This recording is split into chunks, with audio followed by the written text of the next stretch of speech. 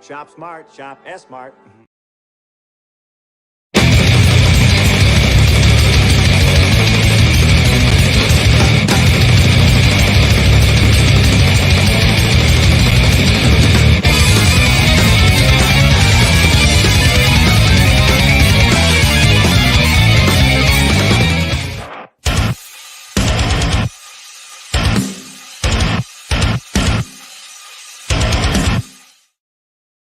What's up, ladies and gentlemen, and welcome to an episode of New Book Who Dis.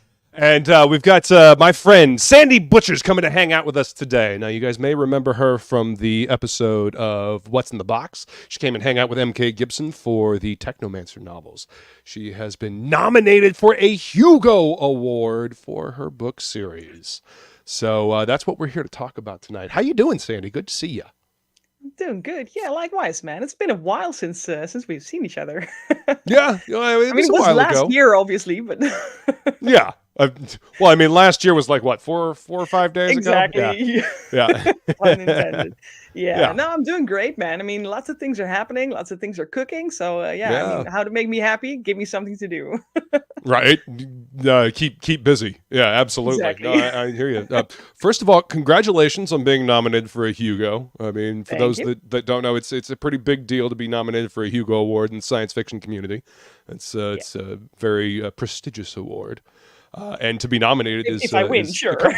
Well, yeah, of course. But I mean, it's definitely a it's an honor to be nominated for something like this. Recognizing the hard work you put into the Absolutely. It's like somebody nominates you for an Oscar, but then instead of the movie, it's about books now. So absolutely, absolutely. But hey, we've got a chat. We've got Flying Feline, Skull, beautiful. It's good to see you. It was good seeing you just right out there as well. That's my girlfriend. I'm kind of hanging out at her house. I'm in her spare room here with my my little mobile setup. So Skull, gorgeous. Oh hell! And then there's this troublemaker. Mm-hmm. Yeah, who's this? What's this up, stranger? Gib? Block him, ban him. Right? What's up, Gib? Good to see you, what brother. This guy's doing here? How you doing, man? Slancha, you're beautiful. But yeah, so we're what have you been up to since the last time we talked? Because we were on for What's in the Box, and that was the last time we talked. Yeah, so that was obviously the Technomancer project I did with this weird stranger who we now haven't chat. I know. This guy right here, He keeps drawing attention. Like he's chatting to us anyway. Gib, you're not on.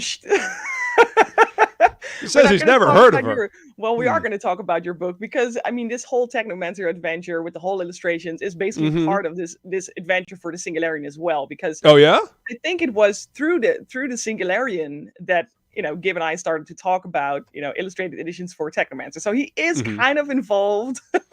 So it's Gib's fault. Gotcha. It is. Well, good job, Gib. It always is, actually. Yeah, I mean, oh wow, he's definitely. You've got a beautiful soul, my friend. Absolutely. Yeah. So a lot of things have happened really because after the Technomancer project was done, I immediately picked up 1 or 2 new manuscripts for books. So I've been writing like crazy, and awesome. Yeah, and the Singularian was, I mean, when did I start the project? Was it 2021? I think so. Was when the very first story entry rolled out on my Patreon platform. And since then, I've turned them into the hardcover collector's editions. And then at some point, again, I'm going to involve Gabe into this because we spent hours arguing about whether or not I should turn them into paperback books. So yeah, I did. And I'm not going to tell him he was right, but I did. And he was sort of right. He may have been right, but I'm sure as hell not going to tell the bastard he was right. No, exactly. He'll just inflate the ego. Yeah, can't have that. Don't do that. Yeah, so I spent a good amount of time turning what initially were the hardcovers, turning them into paperbacks, just to make them a bit more accessible. Because, I published through Amazon, and they went up with their prices, so the hardcovers were just. Man, they were skyrocketing in price. So I was like, okay, I want this to be accessible to everybody. Right. So paperback format and ebooks obviously were the next best thing. Oh yeah. So that's pretty much what's been cooking for the last couple of months. That's awesome. You know, it's I love seeing creatives like get their own thing going. You know, get their own story, get those stories out there. You know, we need new stories. We need fresh perspectives on things. We need new stories for people to read, and you know, creative individuals like you and Gib. I love seeing that. You know, you guys get your stuff out there, and people are responding to it. You know, people love the Technomancer books. People are digging your books, and so I love seeing that. And Flying Feline says, love the torque, Sandy. Oh, thank you. Yeah. The Rams. Yeah, that's very cool. Yeah. Yeah. I've I've got been my wearing that thing Mjolnir for. Oh, right nice. here. Yeah, I Yeah. had a small one, but it kind of Mhm. it broke. Like the chain cut through the eye it went through. So I need Oh, to really? get that fixed. Then I can wear Okay. my old Mjolnir again. I thought that thing was Nice. indestructible, but it wasn't. Yeah. I Sure. have a torque as well. Actually, Flying Feline made me a torque. She made me a Oh, torque out wow. of clay and gave it to me for Yule one year, and it's so awesome. I love it. And she made it out of clay, and she's got like these really thin spirals around the outside. It's absolutely beautiful. I'm Very worried that me being the clumsy oaf that I am, I'm going to break it. But yeah, I absolutely love it. It's beautiful. It comes But around. is it and like kinda the metal curls. clay that when you torch it, it has like the metal fibers in there, or is it like ceramic clay? No, it's actually ceramic clay. It's Yeah. Oh, wow. beautiful. Yeah. I'm just like I said, I'm a clumsy oaf, and I'm just worried that I'm gonna break it. But yeah, Yeah, let's see. that'd be Gibson says, well, I was what? Ignore. I'm the troublemaker. Yes. Yes. She's my favorite troublemaker, as a matter of fact. hmm Hey, we got a Hen in the chat. What's up, Hen? Welcome. Good to see ya. Yes, my favorite troublemaker. That's right. Yeah. So, what are you reading anything recently? I mean, I know you're in the creative throes. Do you read anything while you're in the process of creation, or is it just like, okay, I got to focus on my story. I got to kind of shut out everything else. Yeah, I'm pretty much Yeah. the kind of person who does not really read anything until I'm done with the manuscript, and I happen to Sure. be in between projects at the moment. So my Oh, husband awesome. gave me the full Altered Carbon series, the novels Oh, for Christmas. Yes. I love that series. So I Altered Carbon started is so damn devouring the good. first book. Yeah. Yeah. I mean, even Yeah. the TV show was so damn awesome, and I Mhm. burn Netflix for canceling season 3. But at Yeah. least now I have the book. I actually never watched season 2. I really enjoyed season 1. I thought the dude that they had playing Takashi was really good. Like, the Yeah. skin that he was Well, in. Joel Kinnaman, I think, season 1. Yeah, Joel Kinnaman. Oh, Yeah. man. Yeah, I enjoyed his portrayal. He was good. He was good in that Suicide Squad movie as well. Didn't really enjoy the Dude, movie itself, but you can yeah. put that man in a trash bag and he still pulls it off, so it's fine. Yeah, he's pretty good. He's pretty good at what he does. But yeah, I really enjoy that book series. I listened to the audiobooks, the unabridged, and just such a unique spin on the whole cyberpunk thing, and It is, yeah. it kind of makes you think, like, what makes us human, like is it the flesh suit that we're wearing, or is it what's back here, or essentially what's up here. Yeah. I love cyberpunk that makes me think like that, because I read all the William Gibson books, like the Neuromancer and Mona Lisa Overdrive and Count Zero, and even the second trilogy I'm in the middle of. Actually, I think I've got one left. What is it? Hard Light and Idoru, and then there's one more that I can't remember the name of, but I just love cyberpunk, and I love the way cyberpunk kind of looks forward and then connects it to where we're at now, and it's almost kind of terrifying what we've got now. Dark edge to it, I think that's cyberpunk is almost inherently dystopian. It is. It really is. Up like it's all beautiful and pretty, and there's always this layer of awesome in there, but if you go down the rabbit hole, you will always find it super dark, and that's what I high tech, low life. Yep. Yeah. I mean, and how terrifying is it that it kind of echoes our real world right now? Like, we've got all this great technology, but there's a lot of people that are just not. Should we really have it?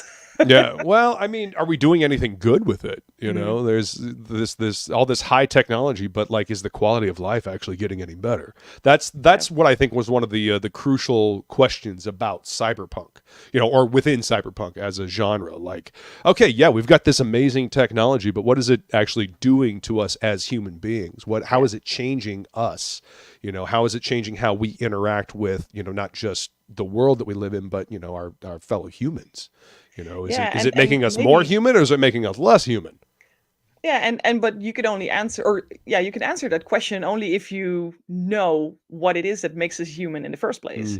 So before we go on with all these technologies, shouldn't we first give some proper thought to okay, so what makes us human in the first place? Yeah. What defines us? What defines a human being? Is it just our biology, our physiology? Is it our psyche? Is it all put together? Is it this strange thing we don't know, but we call it a soul? Like, all those things, I think there are fascinating questions that we should get to first before we start thinking about, okay, what can be the next, like, the human 2.0.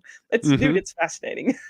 Absolutely. You know, and I think that's what good fantasy or good fiction should do, especially science fiction, should ask those hard questions. It should, you know, have this conjecture and make you think about, you know, where we're going.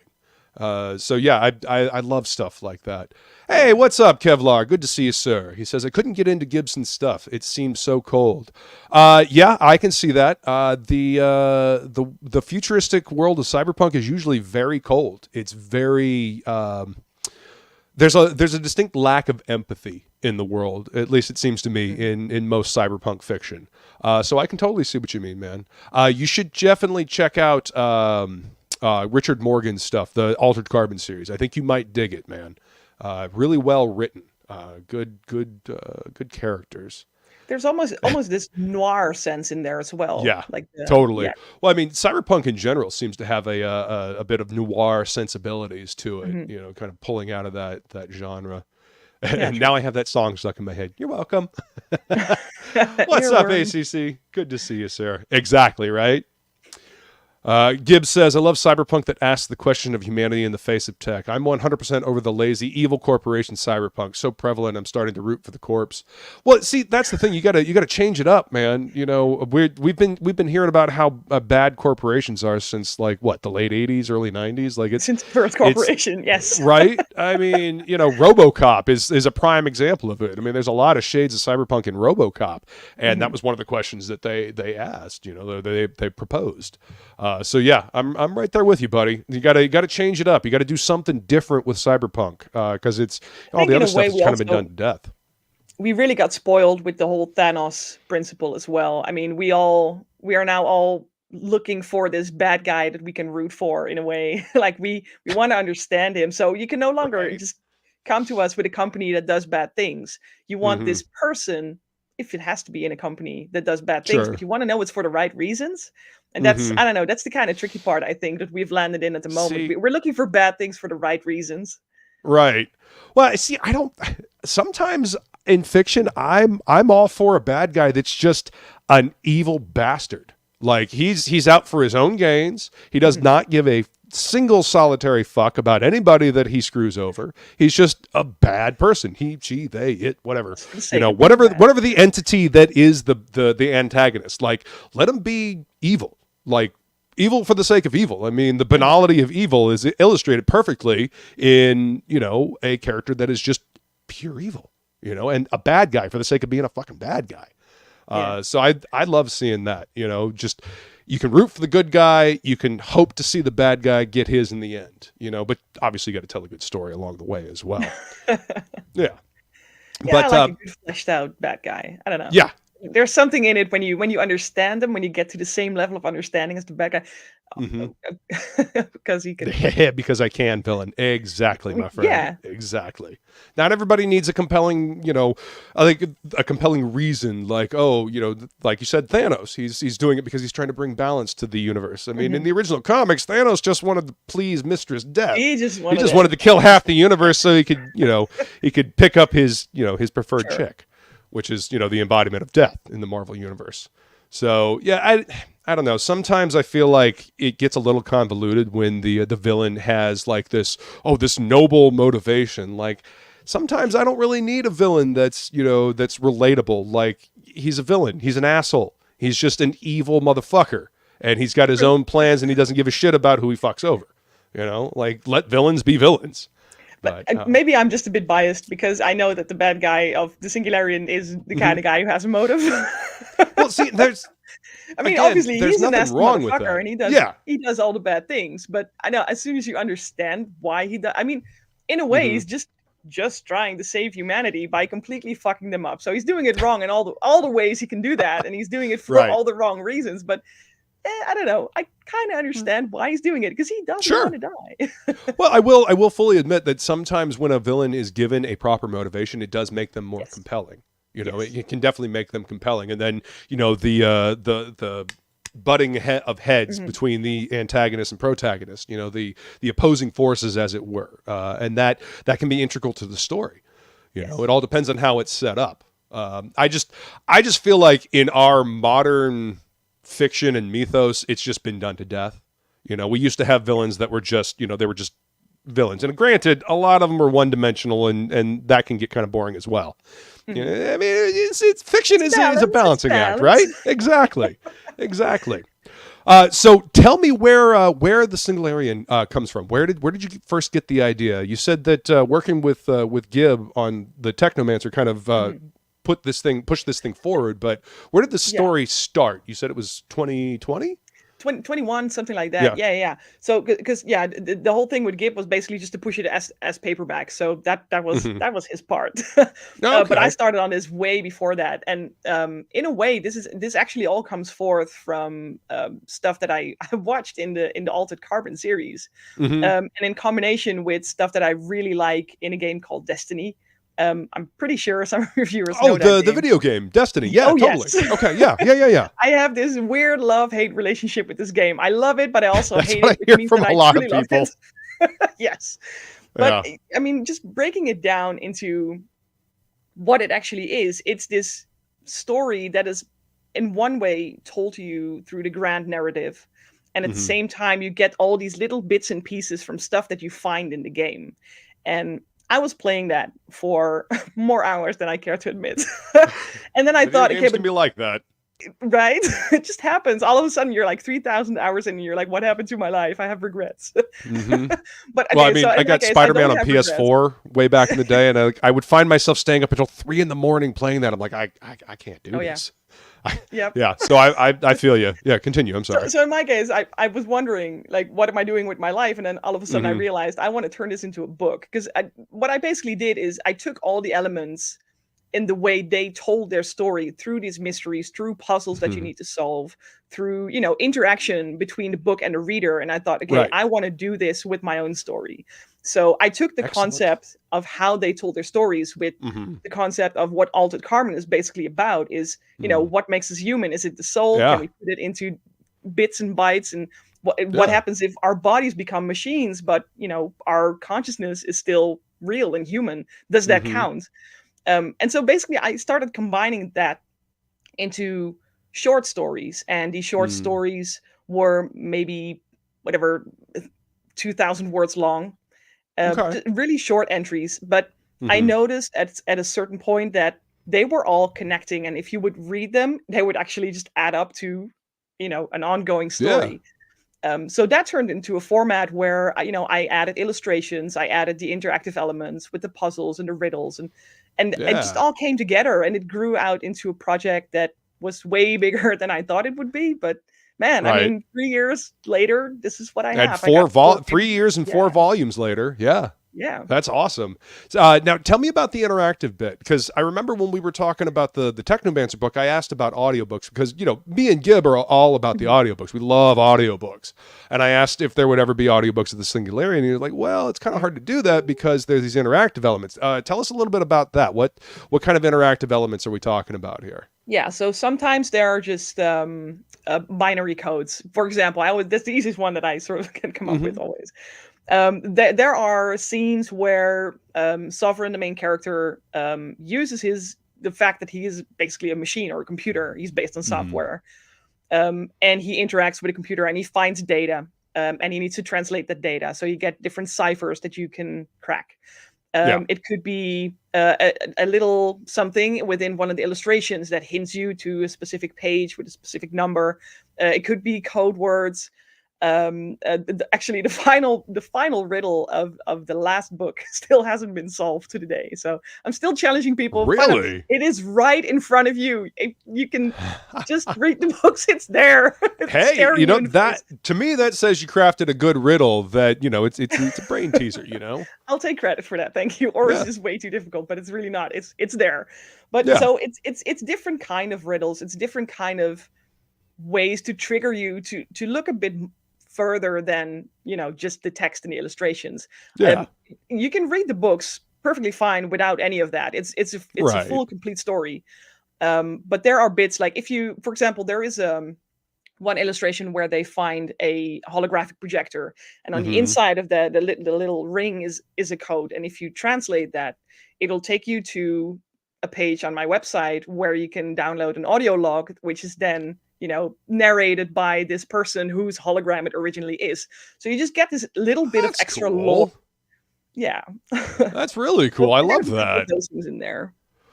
Well, you know, a lot of reading, and I've noticed this with comic books as well. A lot of reading almost seems to be passive these days. You know, you're just kind of letting the story wash over you.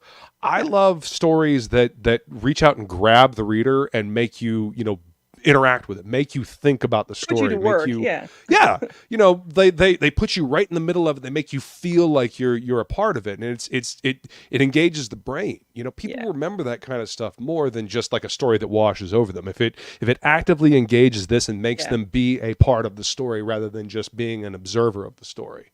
Yeah. Yeah, I always wanted I think that that's good to be a storytelling. choice, though. Yeah. Yeah. It has to be a choice, because, you know, if I force people to solve a riddle, to complete a story, Right.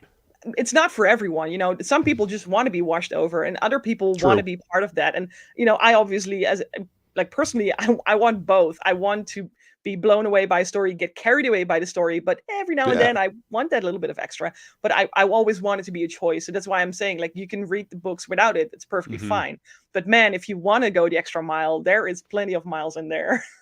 That's fantastic. I like that. Giving people the option to, you know, being more involved with it, or just, you know, being a passive observer. I think that's a great way to go about it. Hey, Jason, mahalo, brother. Good to see you, sir. Welcome. That's my co-host on Topic List. Ah, nice. Yeah. So talking about the interactive stuff, would you ever consider doing a comic book based on this? Because you could still do the puzzles and stuff. And I love comics that you know, like I said, get you to interact with. You know, I think that's a cool aspect. I mean, I realize that's a lot more artwork, and you know, you got 4 volumes of these. So I mean, that is definitely a commitment to do. Yeah. Oh, And, yeah. you know, I would love a comic. Again, I'm gonna just draw back to Altered Carbon. There's 2 comic books for that as well, and Yeah. they are phenomenal. Yeah. But I also know that I am definitely not a comic artist, so I would love to see that happen. But obviously, I would need an artist to actually do that for me, because Yeah. I mean, I can do a lot of things, but I've never drawn a comic, so I don't know. Yeah. I'm scared. Yeah, well, I mean, it's a different beast. It's definitely a unique art form. Being able to translate words into pictures and have it actually make sense, you know, from panel to panel to panel. It's a unique art form. But you know, just the interactive nature of your stories, like you said, I don't know. I think it would lend itself well to a comic book. So you know, maybe down the line. I mean, but maybe you like know, one of the short stories. I come from comics, so yeah, No, I get you that. know, yeah, I come from comics, so I mean, my thought process always goes back to comic books, just because you know, it's that beautiful alchemy of you know, writing and artwork fused together to tell a great, It compelling is. story. Oh, dude, I love comics. I wish I could make them, or maybe in some different part of my life that I would have spent more time actually, you know, getting better in that. But I don't know. Yeah. Maybe that's an adventure for someday. It's definitely not a no. I mean, Right. if I could, I would have been working on that right now. But That's it's awesome. an interesting one. I do think it's a format that would work. Yeah. So how long is this story? You've got 4 volumes of this, and by the way, I love the anthology nature of it. And the thing I find cool about anthologies is you got these little quick hits that give like a little, I don't know, a little bit of information about the world, and it all comes together to create this beautiful tapestry of a world, of a universe. So I think the anthology series, especially, since it seems that you have like this sprawling kind of narrative, I think it's a great way to tell the story. So how many volumes do you see this series going? It's finished, yeah. So it's finished. there's Okay. 4, yeah. I mean, Oh wow. no, maybe let me go back. There might be a little, No, this extra was here way and too there. black Okay. and white. I'm sorry. No, this current storyline is done. So these 4 Okay. volumes are Sovren storyline. Gotcha. However, I am currently working on a prologue, so or like a prequel. Oh, okay. But that's going to be in a completely different format again because I don't want to do the same thing twice, and I don't want to be just normal. So I'm doing weird stuff with that, and that's just I've pretty much outlined like 80% of the actual story. And now I need to go and cast it into something that will make it unique. That is like, oh, this is a Sunny Butcher's thing, which is nobody knows Yeah. how to market this. No publisher knows what to do with it. Then it's mine. Right. Yeah, a unique project that requires unique marketing. There's nothing wrong with that. You Here got we are. there's in this day and age, there are so many stories out there. There's so many things out there that are requesting your attention. There's video games, there's Netflix and all the other streaming services. There's movies and theaters, there's comic books, there's books, there's audiobooks. I mean, there is so much out there right now that finding a way to make a project unique so that people instantly recognize it's becoming more and more difficult, and on top of that, telling a good story. Therefore, yeah, it really is, to be able to stand out in the sea of other things that are doing something kind of similar but not exactly the same. It's being able to stand out in a market like this is probably the biggest challenge that at least in my opinion, that creatives face these days is trying to, get them eyeballs, get people to stop and take notice, because there's just so much shit that wants our attention. Yeah, you're screaming in the void. I mean, that's the age-old expression, isn't it? It really is. Every creative feels that. I mean, if you see how much talent is just going to waste because nobody sees it, I'm like, oh, but I love this work. How is it that you only have 2 people looking at your work? There should be 2 million people looking at your work. So it's, yeah. Well, I mean, a lot of that, there's also no accounting for, people's tastes. You never know what's going to hit and what's not. As you work on something as an artist, you're like, yeah, this is badass. This is going to look great. And I love the way this turned out. And then you share it and it gets like a lukewarm reaction. You're like, huh, but why though? I don't get it. Yeah. It's one of those mysteries of being a creative, what hits and what doesn't. You never know what's going to reach out and grab people's attention. No, and you can't predict it because there's like people who make what is trending right now. Sure. And I'm like, but that's impossible because while it's trending right now, you are working on it. So by the time you're done working on it, it's not going to be trending anymore. So how does that work? Yeah. Well, see, that's the thing. You can't chase trends. You've got to tell a story that matters to you and that you feel is unique. You've got to find your own unique voice with that project. And so, Felines asked me that question so many times, why? Why does this hit? Why does this not hit? Why is this popular? Why is that not popular? These are the conversations that she and I have all the time, and it's like, I don't know. It's the one word that gets creatives going. Why? Well, I mean, yeah, because you work on something, you put your heart and soul into it, you create it, and you feel really good about it, and then it just kind of falls flat, and you're like, huh, could I have done something different? Is it the way I marketed it? I just I don't know. It's an interesting space that we find ourselves in. It's easier to get stuff out there now, but at the same time, there is so much out there that actually getting attention, getting people to pay attention to it, and actually give it their full attention, not just a cursory glance. It's getting more and more difficult. just because everybody's got a voice, and I'm all for everybody having a voice. You know, the more stories are out there, the better. That means that there are more stories for everybody to find. You know, everybody's got a unique taste, and I'm glad that there are more and more stuff out there. It's just it's disconcerting trying to get people to pay attention to, you know, what you're doing. You know, and that's just a, you know, a personal thing. And like you said, I'm sure other people feel that way as well.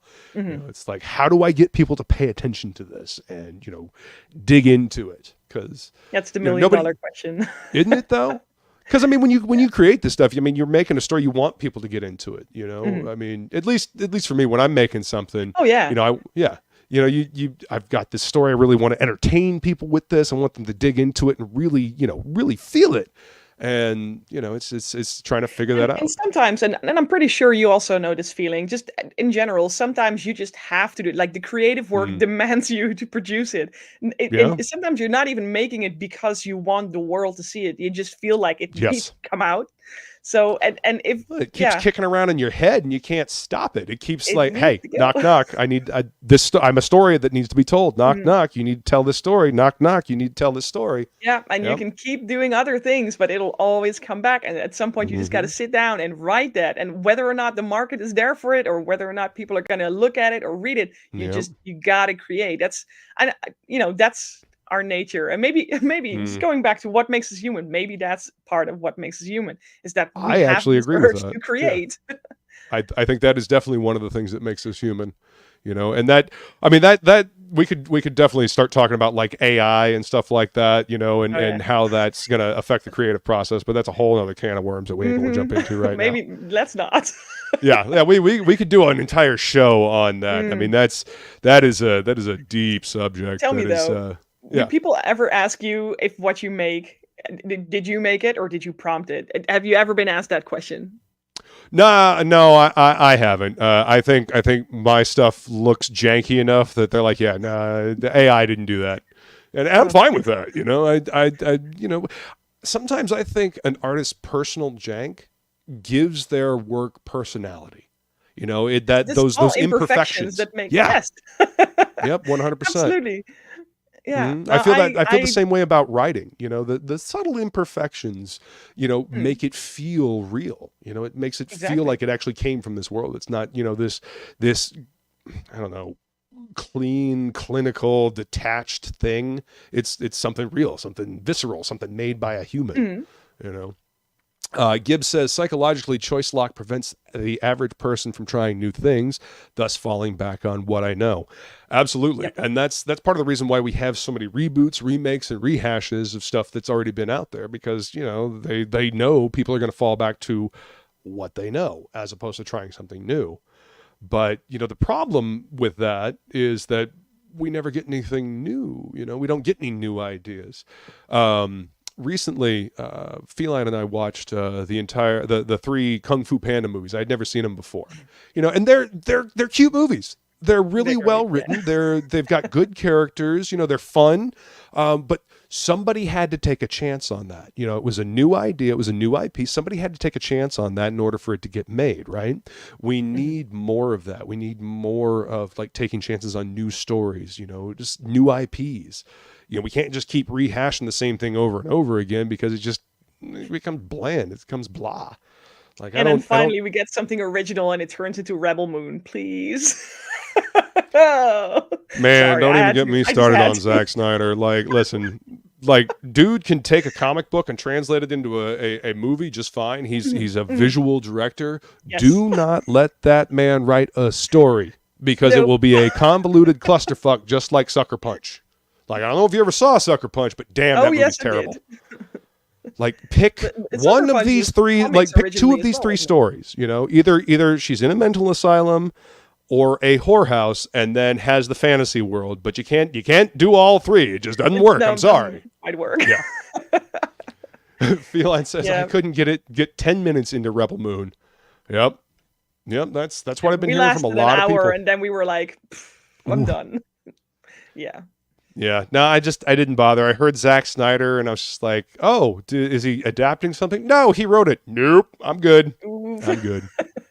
Yeah. Kung Fu Panda Yeah. 4, March 2024. Yeah. I mean, yeah, I'll watch it. You know, as long as it's still well written. You know, as long as it's still got the same good characters. I think that's the thing I liked about the first three is that they each one took the characters on a journey unique to that film, and then the next film kind of upped it. You know, in the next one. So I think we need more of that. If you're going to do a sequel, you need to take what was there first and then up the ante. Yeah. You know, they've got to go on another journey. Otherwise, the movie's kind of wasted. You know, you can't take them back to square one. Universe, it's just Yeah. yeah, exactly. Yeah. Yeah, you can't you're just totally right. rehash. You got to extend the universe. Let's see. Matt says, without the slow mo, it's a 30-minute movie. Yeah, just play it on double speed, and you'll get through it.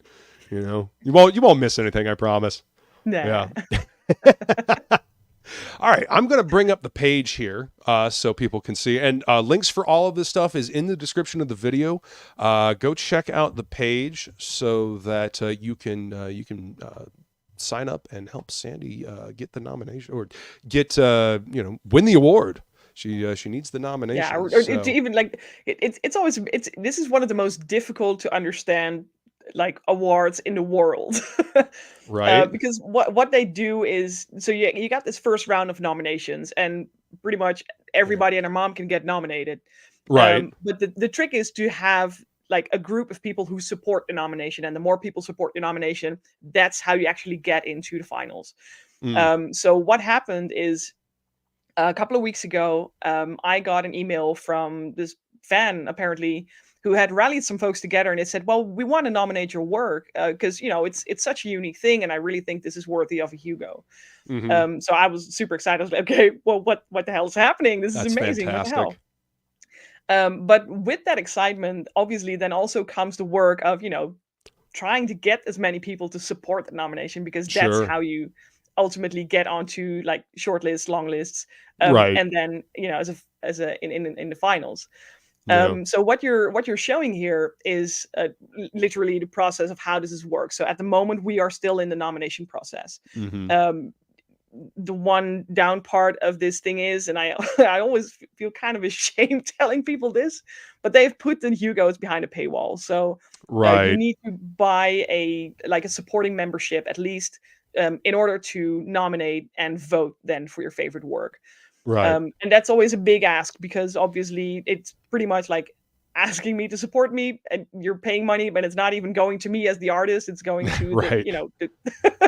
So I mean, but I always leave that up to people if they want to do that or not. Obviously, it's Sure. fantastic if you do. Right. But all support is some people- appreciated. Yeah. Yeah, and some people struggle with that. Like, okay, but this is a huge prize. Why did they put this behind a paywall? Probably because it is a huge prize, so that people Yeah. don't cheat their way into this. Unfortunately, that seems to be it maybe not necessarily the best way to do that, but it seems to be an effective It way is to a keep way. people from spamming the votes, because you Yeah. can just get bots to go in and just hit the votes and whatnot, and then they have to sort through and figure out So I understand it, but yeah, it is kind of a rough ask for people. It 'cause, is. I It mean, is. Yeah. So I'm money's always tight I everywhere. try to be very humble about this. Right. I mean, But yeah, so at the moment we are getting the nominations in, or not even we are getting people together to get the nominations in as soon as the nomination window opens, which should be anywhere between February and March-ish. That's what the expectations are. So at that moment, if you have that supporting membership and you got your nomination ticket ready, that's where you can put in my name and the books for. We're going for the best book on the second hardcover, and we're going for best series for the Singularian overall. And at this point, we've kind of looked into the statistics where you need roughly 50 to 60 nominations to make it to the finals. So I'm trying to go for 50. At this point, Right. we are at 14. So we passed the first 10-20% almost. You're We're getting there. it's getting there. Yeah. Yeah. Well, I mean, So it's- I'm super it's the- grateful for this, and I'm super excited. Yeah.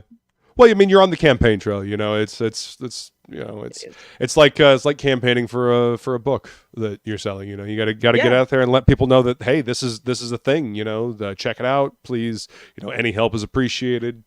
So yeah, Of course. Yeah. I think in it's some way, awesome that not they very decided different. to Sorry, go nominate you. No, I was just going to say it's cool that you had people come up to you and be like, "Hey, we want to nominate this. This is worthy of this award." You know, It that means is. You don't the get a stories bigger mean something compliment to than somebody. that.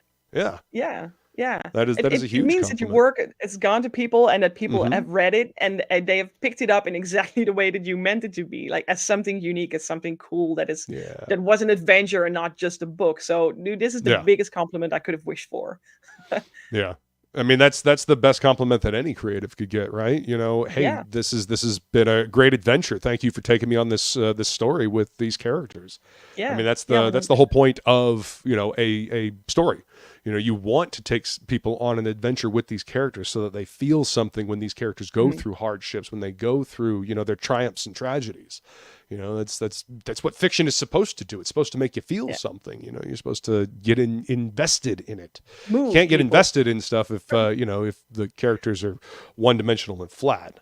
So, and again, that kind of goes back to the whole, you know, nuanced villain with the, you know, with the backstory and the motivation. So, I mean, I understand that. So that kind of plays into it. Let's see. Gibbs says Rebel Moon was A Bug's Life, Seven Samurai, Magnificent Seven, Rogue One. Not bad, but immediately forgettable. Ooh. Yeah. See, that's the problem when you take, you know, so much liberally from what's come before, is that it kind of gets lost in the, I don't know, the haze of everything that's come before it. Yeah. Yeah. The You one try to make description something I gave unique. that movie was Yeah. like an anthology of individual scenes that, you know, maybe as a series it would have worked better because then every episode would have been a scene and they would have gotten their time to actually build on what was happening. But dude, they were just all loose bits flying everywhere and for no Oh, real geez. motivation. Yeah, see, and I think that's a problem with a lot of writers these days, is that a lot of them they don't understand their characters' motivations. They just, you know, they just kind of do this, but It happens to them. why? Yeah. Yeah, it happens to them, you know, it's just happenstance.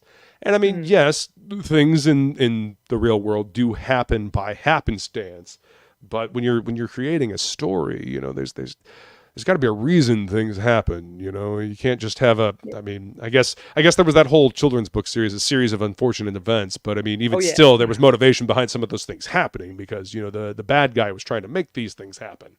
So I love that series, by the way. I've never read this series, but I really enjoyed the movie, and then the movie with Jim Carrey. Oh yeah. Yeah, the movie with Jim Carrey, that was funny. Like he was in top form, you know, comedy wise. They did a reboot later, I think, as a TV series with TV series wasn't bad. Exactly. So the concept in general and the books were a lot of fun to read as well. So whatever, if you ever have time, this is one to go for. Yeah. Yeah. Hey, what's up, Crooked Painter? Good to see you, sir. Just puppets moved by coincidence. Exactly. And when they're just puppets moved by circumstance, you don't really feel any kind of connection to them because they're automatons that are just kind of functioning in this, you know, this it's like a play, you know, but the actors really aren't putting their oomph into portraying the characters. It just kind of feels one-dimensional and pastiche. So yeah, I agree. I'd rather have characters that feel real, that have real motivations, instead of just being, you know, these cardboard cutouts that are trotted across the stage in order to tell a story. You know? Yeah. It's awesome. So yeah, this is the page, guys. Link is in the description. Go ahead and click that link, and if you can, back the nomination. Let's see if we can get her up to 50 nominations so that she can get to the final round. Yeah. Don't skip past the bonus, because if you actually do buy the nomination ticket and you you go into my Facebook and you show me the receipt, I will give you basically all the books in ebook format, plus an extra award-winning short story. So I try to make it worth your money as well. So you're not doing this for nothing, really. Right. Well, that's cool. I mean, hell, all you got to do is sign up and then nominate the series, and then you get all the books Even if you nominate someone else, you will still get my books. No, that's a trooper. Yeah, that's a trooper right there. That's awesome. Very cool. So what's next for you after this? Do you have plans to do another book series? Are you doing illustrations? What's going on? Both, all of them at once, I Both, suppose. all of the above. Bilbo once said. Always busy. Always. No, I found a literary agent for a manuscript that I wrote Mhm. last year, or at least I've been working on that manuscript for years, but last year Right. things got real. So at this point, we are really just polishing that thing up, and we are really trying to get that into a publisher this Mm, year. And that doesn't right mean it's going to be on. published this year, but it will probably be on the shelves for like in 2 or 3 years at the earliest. Yeah, I mean these things But for take this time. year, it does, yeah. And it's, I mean, dude, the book market is the slowest market in the world. It's you write today, and in 3 years' time, you have a draft done, and in another 3 years, you have it somewhere published on a shelf. So Hmm. it is a slow business, but it's I've seen this manuscript come from this almost 200,000 beast of a manuscript, and I had to slim it down to 98,000 words. Whew, So that's wow. man, there is a lot of toil and trouble And you had to connected to that. cut down more than a little more Mhm. than half of the words. Oh yeah, and it Goodness. got cut. It's not like we split it up into different books. No, it was Right. just scratched. So Oh, there is a lot damn. of hard work in there, and I Uh-huh. really want to see that. I really want to see it sprout wings and fly. Yeah. And I mean, all the stuff that you cut though, you can save Oh, that and rework it into the story later, probably. Yeah. oh sure, yeah. I mean, if Yeah. if it all happens, if it goes well, obviously, we can make a book two. And sure, this is not stuff that I just torched and throw it away. Right. But Never there's a throw lot of anything away. stuff that's gone lost. Yeah. Yeah. Thank you, Feline. I appreciate you dropping that link. This is the link making it easy for you guys to just go ahead and click that link and support our friend Thank Sandy you. here. Help her win a Hugo Award. This is a big deal. I remember when you sent me a message about this, and it's just congratulations are definitely in Yeah, order. thank you so It's much. that's a big deal. I mean, some of my favorite writers have been nominated for a Hugo Award. I mean, I believe Mhm. Neil Gaiman, got nominated. Oh yeah, Pretty sure didn't he even win uh, that once? he might have. I mean, I know that he won a He Nebula should at some have. point. Yeah, yeah. Yeah, So I mean, it's a high quality award, and I would really like to see you win it. So if we can it get is. more And eyeballs, here, yeah, yeah. here in the Netherlands, there's also this thing where the Hugo was won by a Dutch author like 10 or more years ago, and it was the only time where a Dutch person was actually part of the Hugos. So I'm basically the first one. Wow, that's not true. Like, I mean, again, if somebody else tomorrow, nominates another Dutch book, then all of a sudden there is another Dutch person. But at this point, Right. at least let me say this: I'm the only Dutch person to make a huge deal out of this. So let that be something. Yeah, absolutely, absolutely. That's awesome. Um, wow. So it's been about 10 years since somebody from the Netherlands has been Since the nominated. Dutch were Yeah, part of this, yeah, that's fantastic. Hey, it's really good. representing. That's Yes, fantastic. Yeah. Let's see. Michael says a positive is at least that it is fan based by actual paying customers. Agreed. that is true. Agreed. Yeah. That way, and again, that's probably why they did it, because then they could actually be sure that these are people that are invested in making sure that, this, it gets the nomination, it gets the votes that it needs Yeah. to win. And yeah, and if you do sign up and whatnot, you do get the ebooks, so that you get a little something for It'll- little something for your trouble, aside from the good feeling of helping somebody win an award. Getting an Crooked Peter indie says, I author don't into the understand. Hugos. That's huge. Yeah. Yeah. Oh, don't There, understand. Don't understand. there's a paywall for the voting and then for the nominations, just to make sure that people don't spam it and try to get a fake win. Yeah, see, Feline gets it, a legitimate win. Exactly, a legitimate win, and that's really what they're going for. This is definitely a prestigious award, and it's been around for fucking decades too. Oh yeah, Yeah, long time. 60s. I think it's old. Let's see. Crooked Painter says, I don't want a ticket. Which one is the cheapest way to get the cutie to win? I call it the tickets. The cheapest way to do this is to get a supporting membership, and I think that's £45 or something. So that's about $50, I think. Yeah. So yeah, if you click the link, it'll send you to this page where you sign up, and then you can like go to the shop and then select which ticket you want. But there's like a million options. It's a bit convoluted on their side actually. But what you want to look for is the supporting membership, unless you're planning to go to Glasgow in August and actually pay a visit to the Worldcon. But Man, yeah, the I'd love to supporting go to membership Glasgow. for most people. Yeah, I mean Glasgow's cool. There's enough reason to go I've there. never been. I've actually been to the Netherlands. Flew into Amsterdam, and then we when I was still with my ex-wife, we stayed in we either stayed in Vokal or Vekel and visited the other one. I can't remember which. It was a military base. Oh, Vokal, yeah. Vokal, oh, yeah. Cool. Yeah. Yeah, I mean, I was just amazed at how green it is over there. It's beautiful. On that side of the country, yes, but Yeah. if you're on the eastern side, it's still pretty green, yeah. But on the other side, on the Amsterdam side, no, dude, there's no green. Oh wow. None. There's like this hard line going through the country. Wow. See, when we went, we wanted to go check out the Anne Frank Museum, but it was closed, and so was the Van Gogh Museum. So we couldn't see either one. I was so disappointed. Yeah. Well, they were doing renovations. You know, they were doing renovations that apparently they had put off for years. And this was 2009. Oh, it's a while ago. Yeah, everything should be open again. Hey, more reason for you to come back. Right? Exactly. And take this one with me. Would love to go. Oh man, it'd be so cool to go to Glasgow. To go to a convention in a different country would be awesome, because I've been to a bunch of different conventions around the country here, but to go to a different convention in a different country it'd be a unique and different experience. So very different from what you guys do at the States. Like obviously I've never been to the States, so I've never been there in person, pretty much the other way around from what you have. Yeah, totally. But you know, I mean, the stories I hear and the stuff that I see on YouTube and everything, it's a completely different ballgame. Yeah. But you know, I think it's good to get different experiences like that. Go experience the world, different parts of the world, to see how different people live in different parts of the world. Yeah. I again would love to go. Yeah, absolutely. Yeah, maybe we can figure out a way.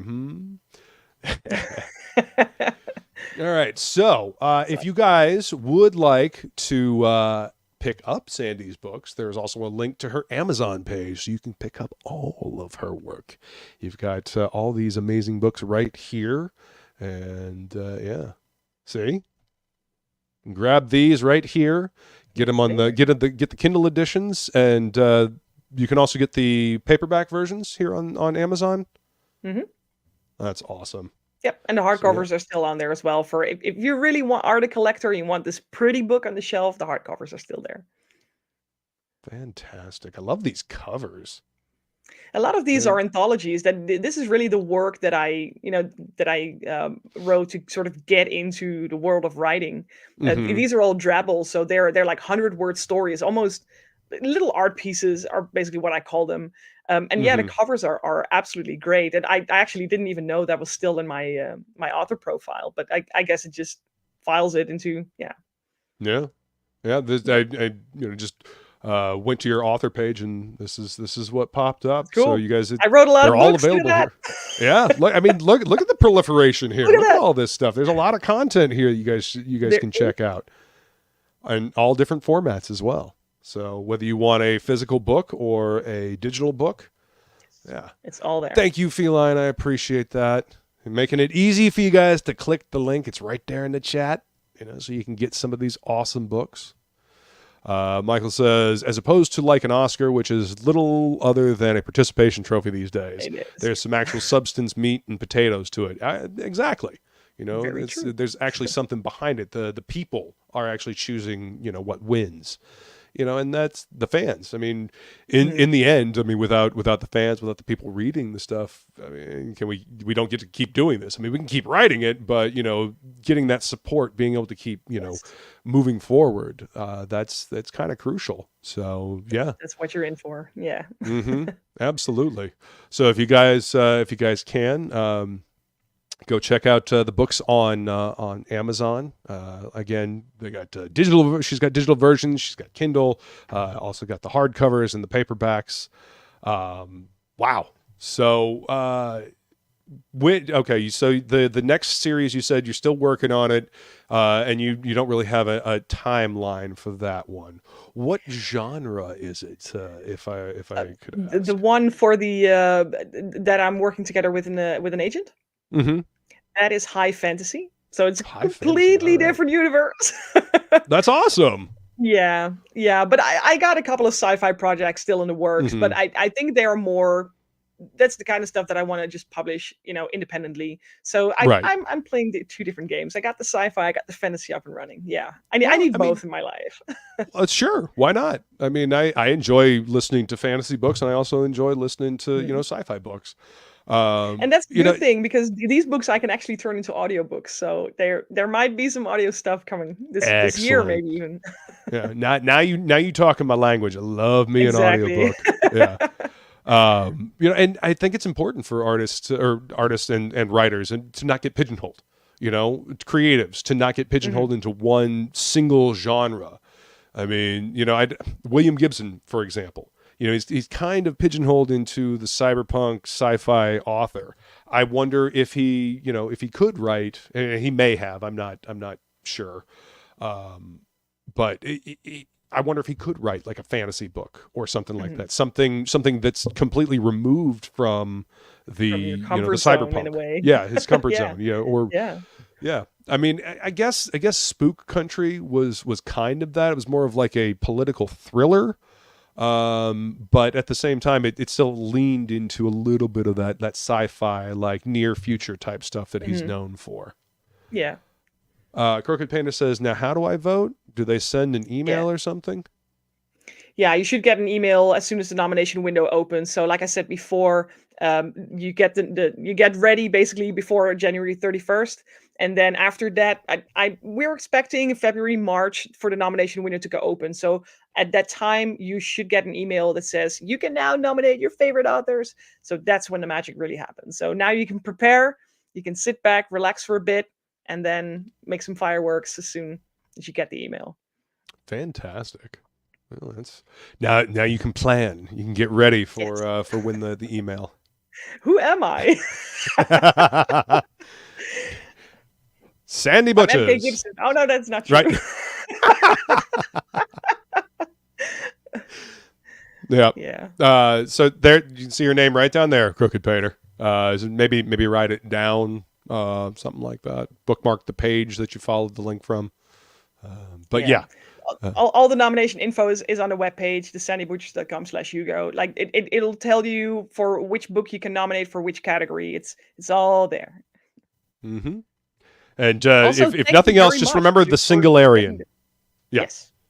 And yes, thank you, Crooked Painter. You are awesome for signing up so that you can nominate Sandy and vote. That is wicked cool, man. Definitely appreciate you. Appreciate all of you guys hanging out with us. Is there anything else that you want to say about the Singularian or the voting process or anything like that before we wrap up? I just hope everybody who decides to read the books enjoys it as much as I enjoyed writing and creating them. That's what I'm here for. If I win an award, if I get to the shortlist, dudes, that's amazing. But I just want you to enjoy this. Excellent. And from the sounds of it, you will. I mean, I've heard good things. I mean, Shay said that she really enjoyed these books as well. Nice. So yeah. And I'm looking forward to checking them out myself. Perfect. But yeah. So I want to thank you guys all for coming to hang out. Crooked Banker says, I'll find Luke when I get an email. Yeah, do it, man. Just hit me up and I'll make sure you get the right person nominated. Yeah. But and reach out to me so that I can send you the ebooks, man. Yeah, well, absolutely, man. You know, get these ebooks so you can read the books that you are nominating, good sir. Yes. Yeah. But thank you all so much for hanging out here, Sandy. Always a blast talking with you. And Thanks congratulations so much for having me. again. Oh, you're very welcome. You're very welcome. Congratulations on the nomination and the absolute best of luck. Thank you. I want you to win. Appreciate it. Yeah. Thanks. All right, guys. We're going to take off. I want to thank you all for being here. And let's see, where is it? Oh, scrolling. This is a professional operation, as you can tell. And always remember, Shop smart, shop S-Mart.